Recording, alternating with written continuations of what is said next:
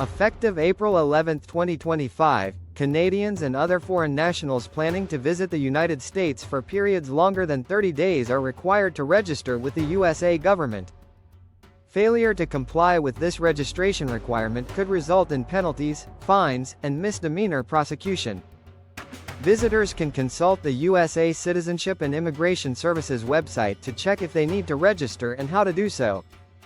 This advisory aligns with the USA Department of Homeland Security's new measures, which have raised concerns among Canadian travelers, particularly those who frequently visit the USA for extended periods. The new regulation applies to all foreign nationals, including Canadian citizens, who intend to stay in the USA for more than 30 days, regardless of their mode of entry, whether by land, air, or sea. The rule is expected to affect snowbirds, students, business travelers, and those visiting family for extended periods. Canadian travelers are encouraged to verify their I-94 admission form on the USA Customs and Border Protection website to ensure compliance and avoid unexpected legal consequences. Experts suggest that this measure may create additional barriers for frequent travelers, including business professionals who regularly cross the border for work-related purposes. Many Canadians who split their time between Canada and the USA could face added administrative burdens, leading some to reconsider their long-term travel plans.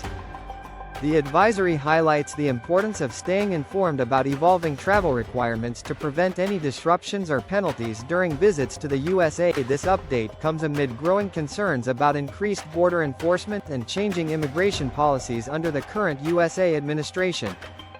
While the registration process aims to improve national security and track long-term visitors, critics argue that it could discourage tourism and business engagements between Canada and the USA. Some advocacy groups have called on the Canadian government to negotiate exemptions for Canadian travelers, given the historically close ties between the two countries. Canada has also updated its travel advisory for China, urging travelers to exercise a high degree of caution due to the risk of arbitrary enforcement of local laws. This update follows recent reports of China executing 4 Canadian nationals in recent months, prompting Canada to condemn the executions. The advisory warns that Canadians with dual citizenship may be denied access to Canadian consular services if they entered China on a Chinese passport or identity card. Travelers are advised to use their Canadian credentials when presenting to Chinese authorities to ensure access to consular assistance if needed. The advisory also notes that nonviolent acts such as financial crimes may incur severe punishment in China, and travelers may face exit bans if they are linked to individuals involved in any open civil or criminal investigations, including business disputes. These updates reflect the Canadian government's efforts to inform and protect its citizens amid evolving international dynamics.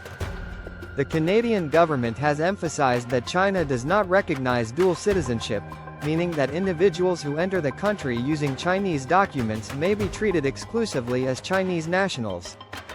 This could significantly limit their ability to seek Canadian consular assistance if they face legal issues or detention.